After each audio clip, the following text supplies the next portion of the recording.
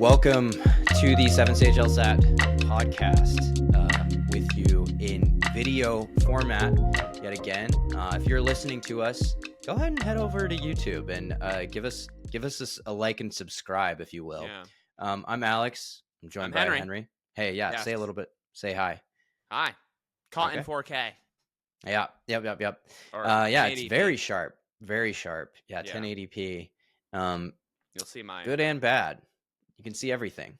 Yeah. It's Which all is there. usually bad for me. Anyways, we're here today to talk about New Year's resolutions. What resolutions we might put on our list if we were LSAT students.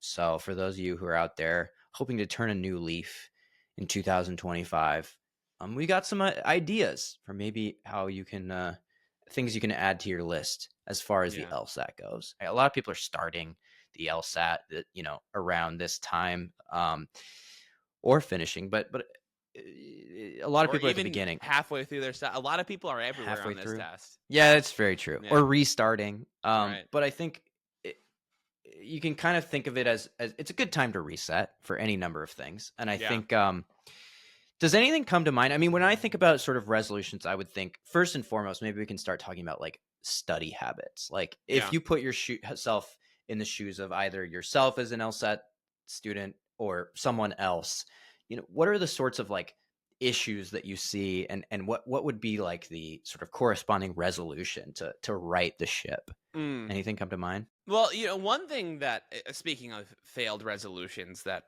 people always mention is that if you're going to have a resolution, make it not too much of a deviation from what you're already doing, right? In other words, don't be too extreme. And I think that is a very apt thing for a lot of people when they decide to study the LSAT, where they try to go all in from ground zero, 4 hours a day, in addition to your 8-hour workday every day for 3 months. And I just think that's a path for potential disaster.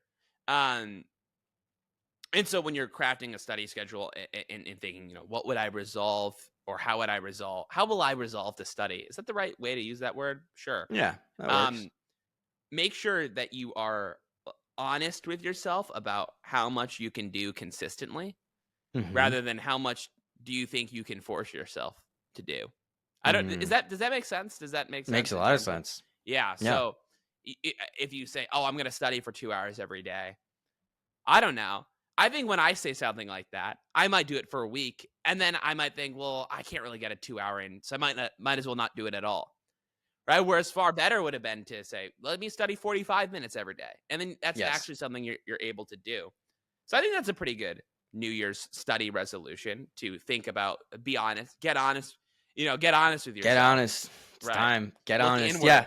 Yeah. Look inward. Yeah, no, absolutely. I mean, you want to be realistic. I mean, that is why the majority of New Year's resolutions fail, right? Because they're just not realistic. They're too lofty, right? And so setting reasonable expectation or reasonable resolution is a very good one. Don't go from 0 to 60. Do not aim for the stars, is what we want to say. No.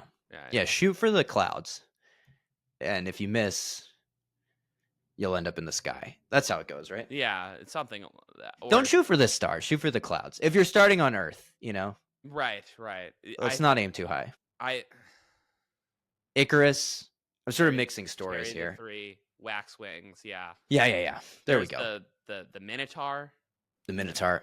With in the ship. Icarus and Daedalus. The ship where they're replacing the boards. Yes, there's several myths about the Minotaur, I believe. Okay. Yeah. But Daedalus, I believe that Daedalus built the labyrinth that the Minotaur was in. Yeah. And then he was imprisoned with his son Icarus. Was he in the Minotaur? Were they in the maze? I believe he built the maze. He built the labyrinth. And I think he was maybe imprisoned so that he couldn't tell people how to get out. Interesting. That was always something that was happening in the ancient world. Like people were just sort of like, prison. instead of like an NDA, they would be like, and we're going to put you in jail for life. Yes. Like, or just instead of kill like, you. a non-compete, Yeah. it's like, and you're dead, right? To tie it back into the LSAT, where we were before, I would say be realistic with your goals Yes. for the new year. It'll make it all that more likely. And also just to, I mean, something that's very real for me is like when I set a goal that is too lofty, I will not reach it inevitably, either at the beginning or a week in, and then it'll make things so much worse because I'll be like, oh, like I shouldn't do anything. As you said, it's sort of all or nothing. So just like slow and steady that's the key with this test. So if you're perfect, not, if you enemy of good situation, do not let perfect be the enemy of good. Settle for good, folks. Consistent, boring, slow, good. 1 hour a day is better than no hours a day. So you don't need to set, if you're not studying at all right now, don't say I'm going to study 6 hours a day every day, right? Be realistic. If you exceed that, that's awesome, right? Unless you're thinking, but you can. Then you can study 6 hours a day. Yeah, right? maybe you're different. But I'm the one person who can. All right, we give you permission to. Yeah. I know that's what I would be thinking if I was at home listening. I'm the exception. Surely they're not talking to me. Yeah, of course. Yeah. I guess on a more granular level, if we're thinking about resolutions, something I've been hammering a little bit more in my classes is to start. Maybe this is for someone who is not a starter, but is somewhat in their studying, is to really start thinking about like the patterns on this test, the things that you'll commonly see, and just being aware of them. I think there can be a tendency to look at every question as an individual problem that has entirely new content and a different reasoning structure. And that's honestly not a bad way to look at it when you begin, such that you're really trying to engage with the problem. But at a certain point, it's a test, and the test does have some common themes.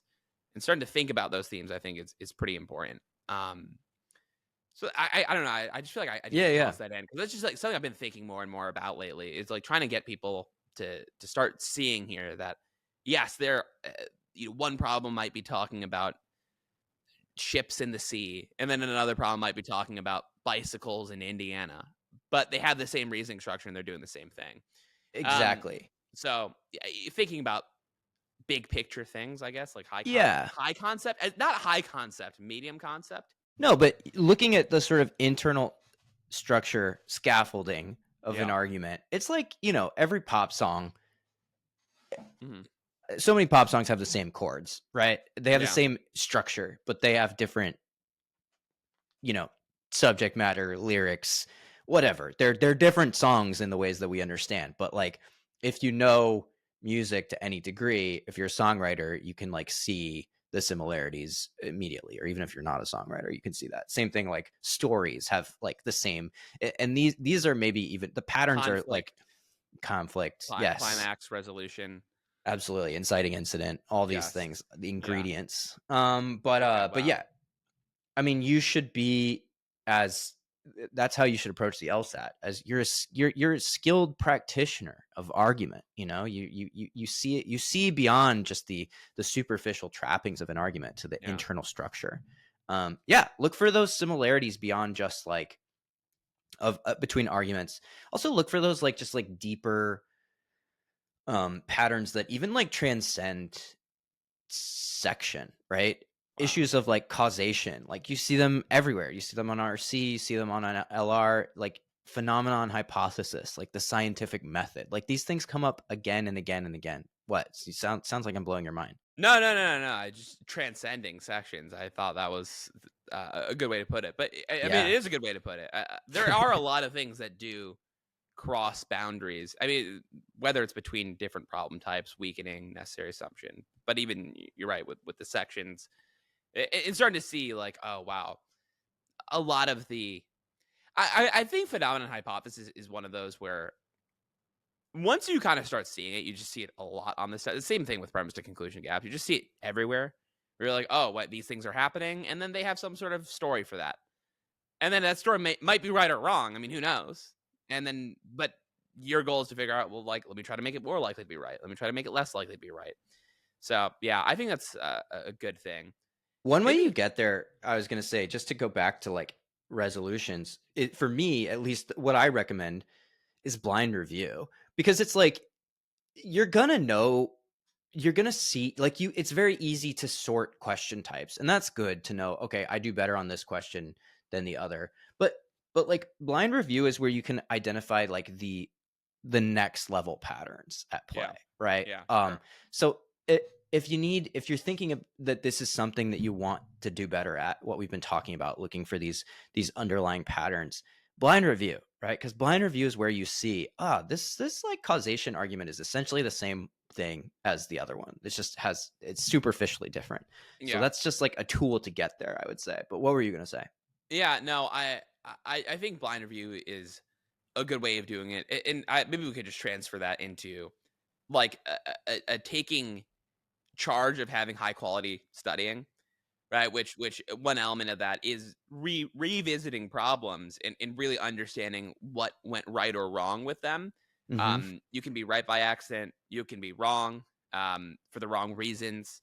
And so just understanding that, reviewing the problem, watching videos, reading explanations, I think those are all pretty important. And then getting also honest with yourself. Sometimes you might read an Get honest with explanation. yourself. It's true. There it is. This is the key to everything. But sometimes you'll be reading an explanation, and they might make an allusion to something, and you don't quite understand it. You feel like you kind of do, but it's not clicking 100% as an explanation. You should probably interrogate that a little bit, right? Go the additional step of being like, I think I see what they're saying, so that's why it's right. It's like no, right? You should 100% see what people are saying, whether that's on the forums, whether that's on a 7Sage explanation video, or whatever service you use. I think that's an important element of studying.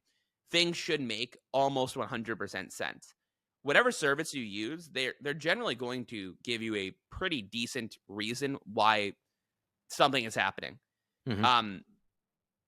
Embody that, right? Embody that. Mm-hmm. Make sure you feel also committed to it.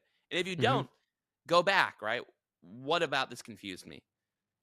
Start searching, right? Use Google. Google is such a great resource for LSAT. I don't know, for LSAT material. I was using it all the time. I was LSAT, keywords for the problem.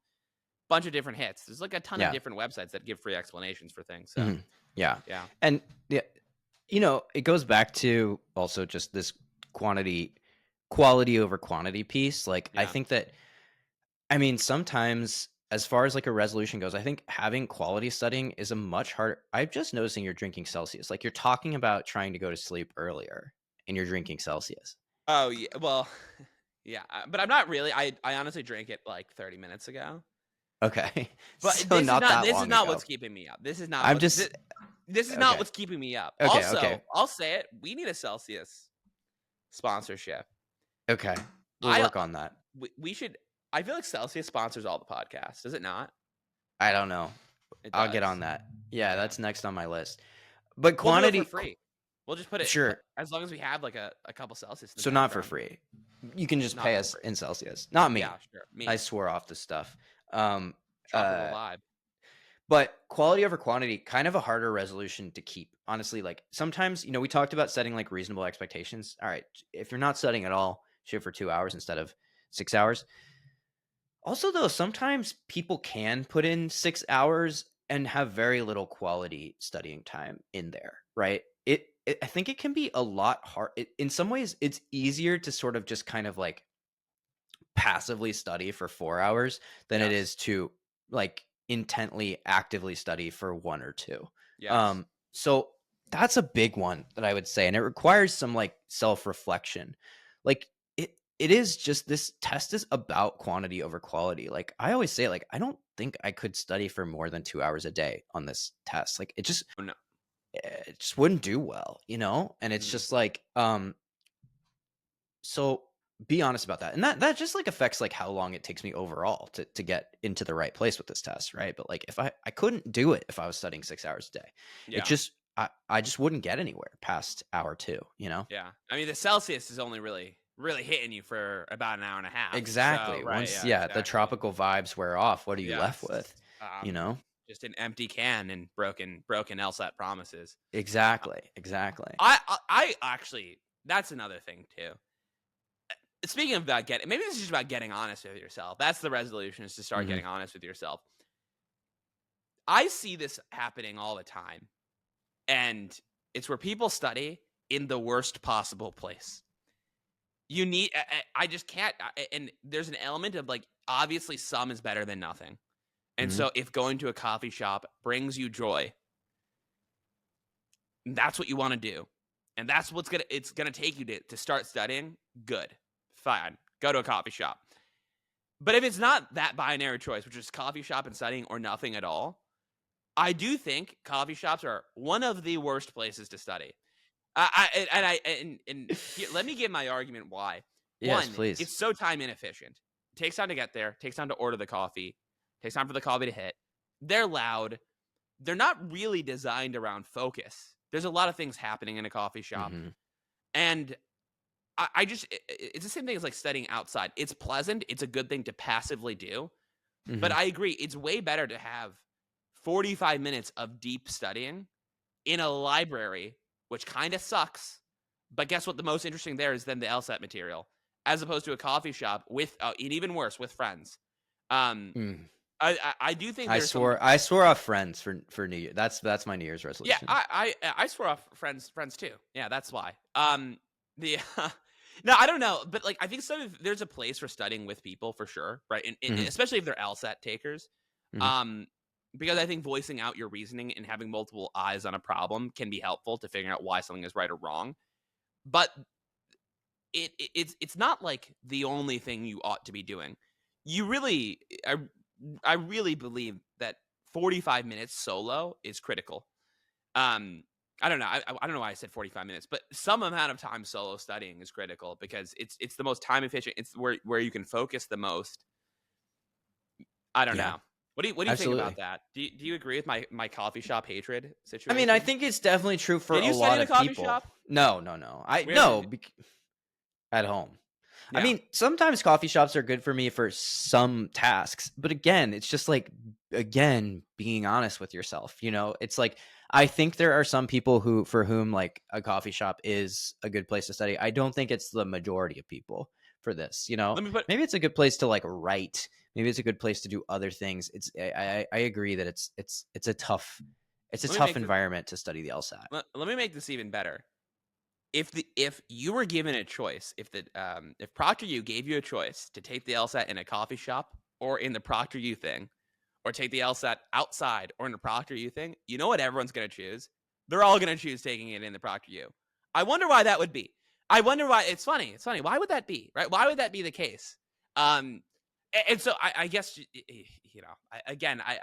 I really just want to stress that because I always want, if I'm working with someone, I want them to be as time efficient as possible, right? And obviously doing something is better than nothing, but isn't it so much better to spend 45 minutes studying at home and then you go out and spend the extra 45 minutes change like with your friends than it is No, to do the hour and a half coffee shop, come back, you kind of study. I yes. don't know. I I don't am know. a bit I think that you put your finger on something there, which is like when you just sort of like you have can we say ass? When you have can we say Sure, when why you not? half Let's do ass? it. Yeah. Let's roll with it. Yeah. If you half ass something, right? Like if you I'm asking as if there's someone besides me who would answer that. Like if you do it halfway, right? Like it's just like you're better off studying for a shorter period of time and then actually enjoying your time off. And that's like a mistake that I have to make again and again. Like it's not something that I do perfectly. Like I will try and sort of like mix distraction with work in whatever way and just like do way worse at both of those things. And it's Yeah. just so much more pleasurable to do the things that you want to do when you're not doing the other, if you're hanging out with friends, just hang out with friends. If you're studying for the LSAT, just study for the LSAT. Both things will benefit from those. That's not to say that you shouldn't have like community is great. We talk about it all the time. Like there is room for actually actively studying with people, and you can break that up with socializing as well. But like you know the difference between what's like productive, sort of co-working, co-studying, and what's just like distracting. Yeah. And you just gotta think about that, right? Because Yeah. yeah, I don't know. Because just eat at your time, It's one of those things where, yeah, at least I know me. I love talking to people. If I'm going with someone to go do work, it better just be email.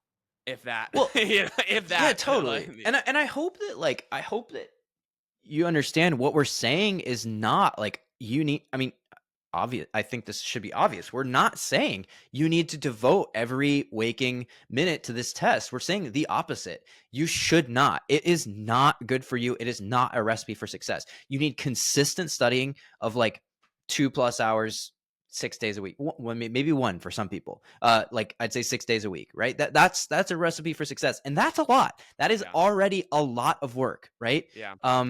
But like you should not be, and so like there's a range there of what works for you. But I would say like when you get into the like 6+ hours, like you're really not. I think like you approach the limit of what is useful. Yeah. That's per day, And by the way. yeah, of course. And by the Yeah, way, per day. we're actually getting away. Like we're moving away from the limit of what is useful, because the limit of what's useful is like 2 hours. So by the time you get to the 6-hour mark, you're well beyond the, I think. But I also think if you mix in different things, it can be like I think 2 true. hours of self-study, if you want to build in more live class, if you want to build in more other stuff, like I think that can like supplement it. It's like, but you need that 2 hours of self-study, I would say, a day of like drilling on your own. And then I think if you do that along with say like 4 hours of live class or whatever else like that, you can get something out of all of those activities. It's when you're doing, first of all, a lot of people are neglecting the self-study, or it's just out of whack, right? And so that's what I would say. Like you can definitely get up to 6 hours if you're mixing in other things, and that can be really successful, helpful. But I agree. I've said my piece. Yeah. Okay. How about sort of section specific resolutions, LR resolutions? I don't know. Let's go with the easy ones. Make sure you read the question stem. Yeah, I think that's pretty easy. Make sure you know when you're in. Make sure you know when you're in an. Oh my god! Make sure when you are in an accept question. Say that 10 times fast. 5 times fast. 3 times fast. In an accept question. In. We're good. We get it. Yeah, I think that's good. Always make sure you know what the conclusion is. Or just be like, that's the conclusion when you read it in the stimulus. Yeah, those are basic, pretty basic. I think straightforward.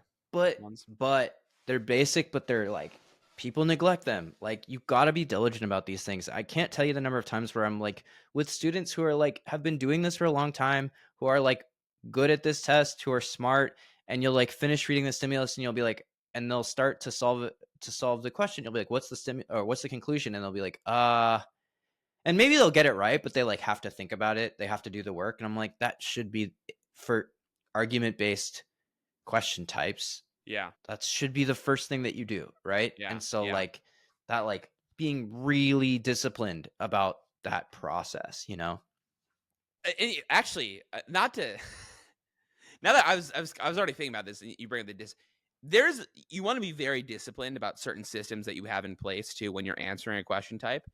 And then also being willing to, there will be instances where you're going to have to break your rule there are some hard and fast rules that will always be in place.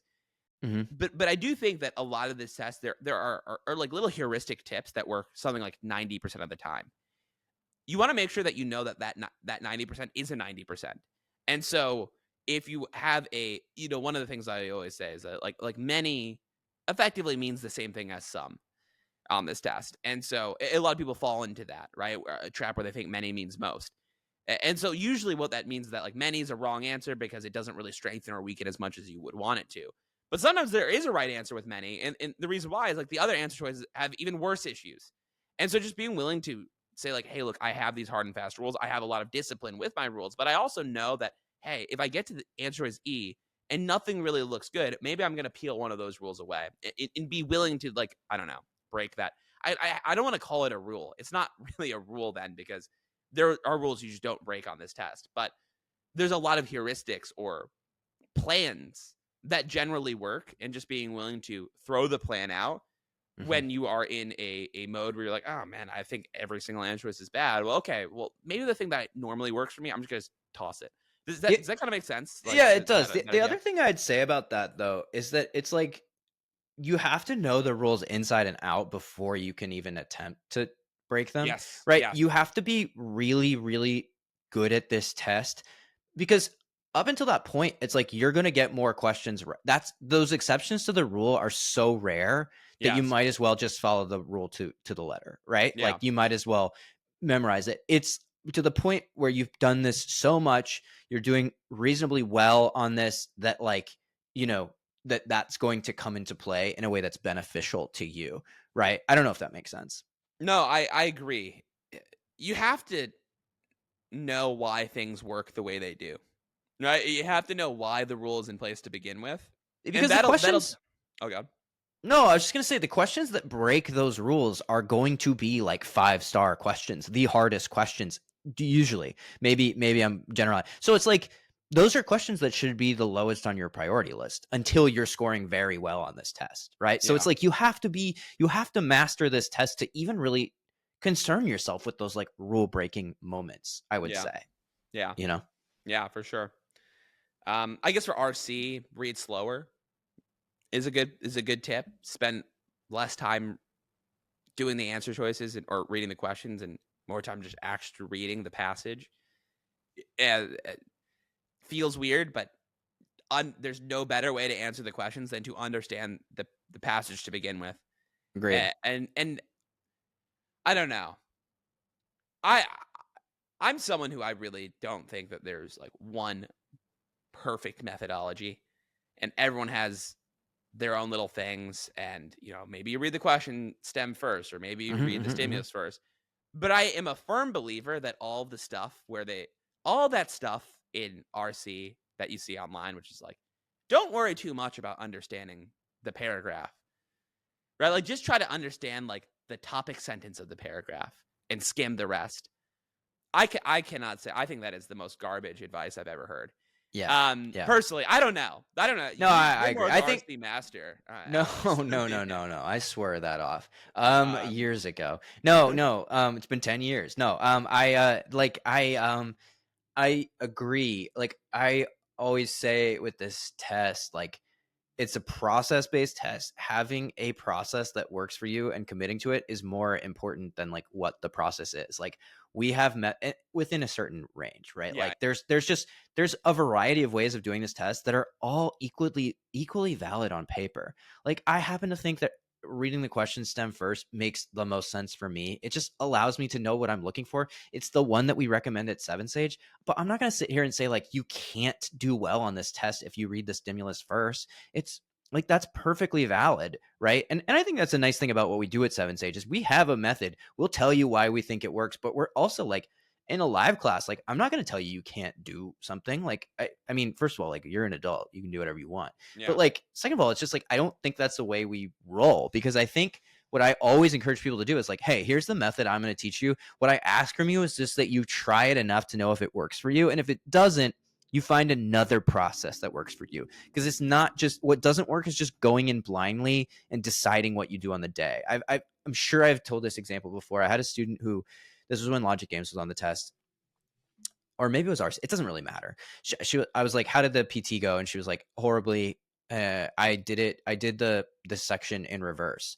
And I was like, okay, when did you decide to do that? And she was like, when I opened the test. I'm like, well, okay, there's nothing wrong with doing it in reverse. Like there's nothing inherently worse about that than doing it forwards. It just has to be something that you've practiced before. You have to have a reason to do it, and you have to drill that process again and again and again.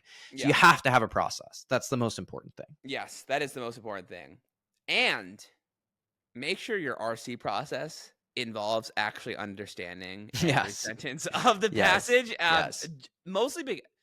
Something that's very wise that you said and you noticed when you were looking when you were a little more RC focused, Alex, and you told me, and I totally agree with you. It's that actually so many of these RC questions are just recognizing something that was stated in the passage, and it might not even be a big thing, right? It might be it probably won't be a totally minor detail, but it will be on the edges of what is important, and probably not something that you would capture or would be fully captured having read very quickly or just done like the first and last sentence, or like, this seems like it's not important information, so I'm just gonna like file that away. I'm like, I don't know, it might be important. You should probably just try to read everything there. Every sentence is probably somewhat important. Because then when you get to that question, you don't have to like make an inference about, well, given what I've read about the first, given from the topic sentences I've read, what would be most reasonable in one of these paragraphs? It's like no, I just remember this happened here. So yeah. No, and yeah, inferences, I think for people, they feel sort of like mystical. They feel like it's like, oh, I'm like just like having to sort of like divine what like the inference is. It feels very like mysterious, and it's like the LSAT is a literal test. It is, it is can be it should it's like it's computer logic. It is not like, and I think when you start taking it, you're like you're sort of like trying to sort of like read the tea leaves of like what for inferences. Like no, every inference answer, it's like you can point to, oh, this fact and this fact just force out this third fact. It is an inference in the same way that A to B, B to C means A to C. Like it's mathematic. It is not like a vibes based inference at all. Yeah. Yeah, I agree. But the reason why it feels vibes based is usually there's been some sort of prior error in that you didn't take the time to understand the passage, or you didn't fully understand the passage to begin with. And so I cannot stress that enough. There is a sentiment that like all you need to do is look at structure, right? Or all you need to do is look at, I don't know, the main idea of the passage. You need to look at both of those things. You need to look at it all to do RC. Whatever. What would be best for most people would be to do that. Everything's very fair on this test is what I'd say. Even though I think RC is a little bit less fair at times, it is way more fair than I think, having done it or being, now that I'm much more familiar with this test than I ever thought I would be. When I actually look at the problems, I'm like, all right, most of these, way more of these answers I think are really, really fair than I think even when I did well on this test, even when I was taking this on my own. Well, that's something, I think we've talked about several, like in a few recent episodes. It's just like you want to get to the point where you recognize that this test is fair, because like at the beginning it will feel unfair. Like there will be questions where you're like, I get the other ones, but this one, like it's just not right. It is wrong, or it's like it's cheap. The logic feels cheap. Like I remember feeling that way, and it's like, trust me, if you keep studying, you will get to the point where you recognize that like, no. Like maybe you don't play by these rules, but the LSAT has very clear rules, and it plays by those rules. So don't do yourself the disservice of like stopping studying or taking the test before you recognize that, before you get to the point where you realize one day, like, hey, like even the questions I get wrong, I never really think like, oh, that's not fair. And that feels wrong to me. I don't agree with that one. Maybe that feels like something that's never going to come to you, but it certainly felt that way for me. Like I was like, no, there's just questions here that are inherently, they're just like, no, they're shading it. It's just not right. And to be honest, there are sometimes questions on like earlier tests, like very early tests, that feel a little bit, I don't know. Do you agree with me on that? Yeah, I was actually looking at a problem. I wish I marked this down.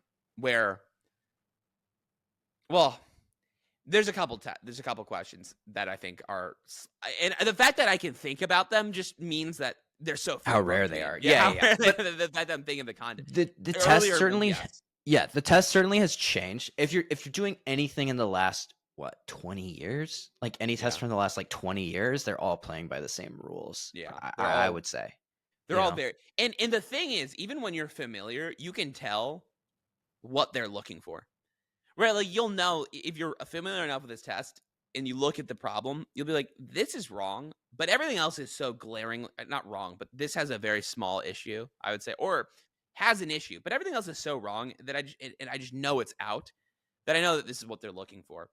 I'm thinking about one, which it's a potato. I have a lot of problems with this potato problem. It just showed up in class, and I was like, oh. It's talking about like the dangers of a potato, and it's a sufficient assumption question, and they're really only talking about one element that could make a potato. Anyways, it's such an aside. If you know what potato, it's solanine. Look up potato solanine.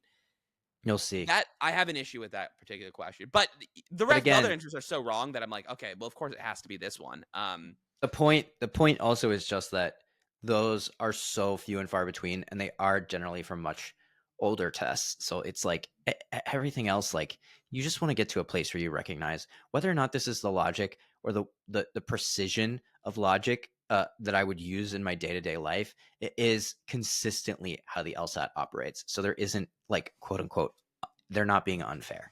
Yeah. So I mean, to revisit resolutions, I mean, I'd say something we just touched on a lot, just like you just want to have a process for every part of this test. Look at your process. Do you actually have a process for every single question that you'll come across, every aspect of this test? Do you know exactly how you'll approach it? And if the answer is no, then okay, now you know what to do. You got to figure out, how do I do this? How do I read a passage? Like, what's the way that I do this every single time? What's the way that I answer this question every single time? So that's a huge part of it. Look at your study pattern, start small, realistic goals, quality over quantity. Read the question stems. It covers it, right? Yeah, I think so. Thank you all for listening so much. Again, subscribe wherever podcasts are delivered. Subscribe on YouTube as well. Like and subscribe. Run the Simply Safe ad. We don't have ads. So anyways, thanks for being here, and we'll see you soon. Okay.